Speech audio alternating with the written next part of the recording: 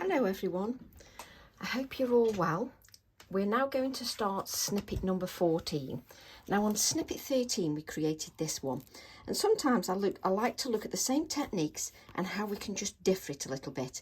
Now when I created this, I think I mentioned to create a second background. Now just bear with me.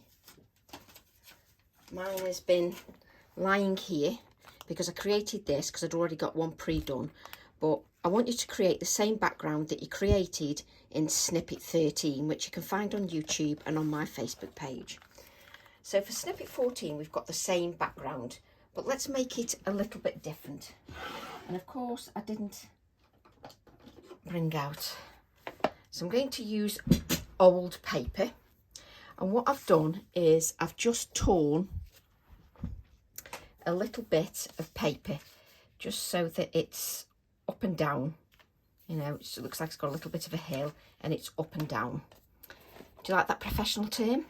And what we're going to do is just turn the card on its side because you'll find it a little bit easier. And I'm using old paper, and just start on the paper and drag the colour up over the torn edge. Nice and simple, just do that up. So you do most of it on the paper. And it's just scrap paper. Turn it round so that you can stamp. You could hold that in place with a piece of low-tack tape if you wish. And what I'm going to do is use the same tree image. So we're using the tree of life like we did in the previous one. And then I'm going to take my black ink and we're just going to ink the stamp up just with our black ink. Just make sure your paper's lined up again, and then what you're going to do is just stamp your tree. You sort of don't need much of the trunk. Oh, Tracy, spit it out. So you don't need much of the trunk. And just stamp your tree. And you can go with a second generation print if you wish, because that just gives a little bit of depth and dimension by having the second generation print. Then maybe have this one a little bit higher up, just so that that looks a little bit different. So don't forget the edges are masked off because that's what we did in snippet 13. Okay, and then just lift that up, and then you can go and just add a little bit of second generation just at the edge. And if you want, you can then add a little bit of the edge of the tree, just a little bit, and you can add a little bit of darkness on top of the second generation. But it's nice to have some second generation on there. Just gives a little bit of depth and dimension. Take away your mask so that you end up with this. Okay, so it doesn't matter if it goes like this, doesn't matter how your torn paper is, just make your torn paper as you wish. It doesn't matter at all. So what we can do then is, like we did before, we can make them a little bit spring-like. So I'm using, like I did in the previous video, of course we can't get no paint out. In the previous video I used magenta paint. You can use any pink paint. I like to take off the excess, and then we can just add a little bit of blossom just to our tree. Well, these are more like shrubs now rather than a tree, because what I like to do is I like to show you different ways that you can use your products. So just press really lightly when you're doing that, and it just gives you another look to your stamps, which is what I quite like. So just go around your tree. I have to keep check of the time, you don't. So just pick up little bits of the paint. And definitely use it when it's getting dry. Definitely continue to use it, because you just get some lighter touches of the blossom. And make sure that you go sort of, you know, in the branches as well, just so it looks a little bit more realistic. You're just adding a little bit. And when you start to run out of paint, just bang a little bit harder. I've got way too much paint. But personally, you know, if you've got a little bit more time, then you can add as much or as little blossom as you like. Just take your time. And obviously you want some bigger blobs and some smaller blobs to your tree.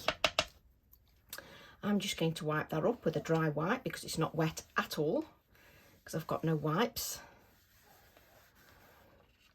And then I'm just going to add a little bit of the white paint. Let's hope that comes out a little bit easier. If you've got two lots of the little cotton buds, then you use two, and then you've got one for one colour and one for another. And I'm just going to add little touches of the white, just because when you see it in real life, it just lifts it a little bit. So exactly the same techniques in the previous snippet, but it looks slightly different. And I like the fact that I can show you how to make the stamps look different each time. I think that's plenty. So it's nice if you can just have different ways to use them, but you're using the same stamps. And obviously, don't use as much paint as Tracy. But you can see then you've got that blossom. So then I can use the same stamps again. I can use my little pheasant. Use the two pheasants, which I can't pick up at all. So use the two pheasants. You can use whatever you wish, but I'm trying to show you how versatile stamps really are. I'll take the pheasants. I think I'm going to have a smaller acrylic block. There we go.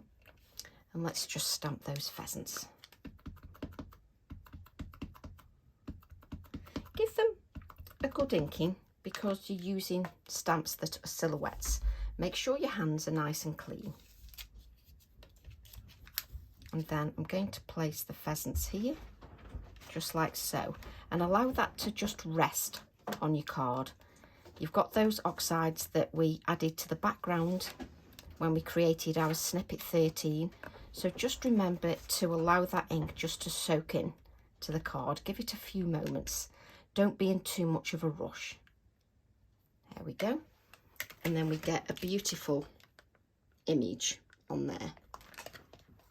We're then going to remove our low tack tape, which, to be honest, it's been on there quite a while now because I've been doing samples with my new stencils.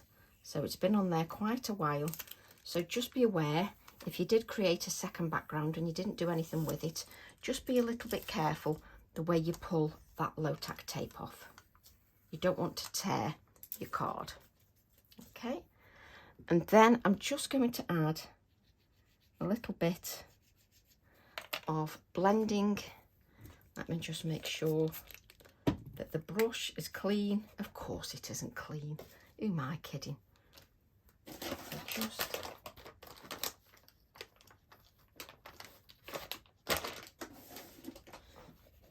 So just wipe that off. You only need a little bit of moisture on your brush, and just add a little bit of shading just to the bottom, like so. And then I haven't got, what do I want to add on there? There we go. Every day is a journey. So we'll add that to our snippet, because every day is a journey. And this is for my Bring On the Sentiment stamp set 533.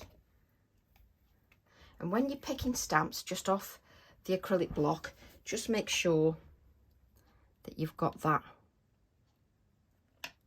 your hands nice and clean.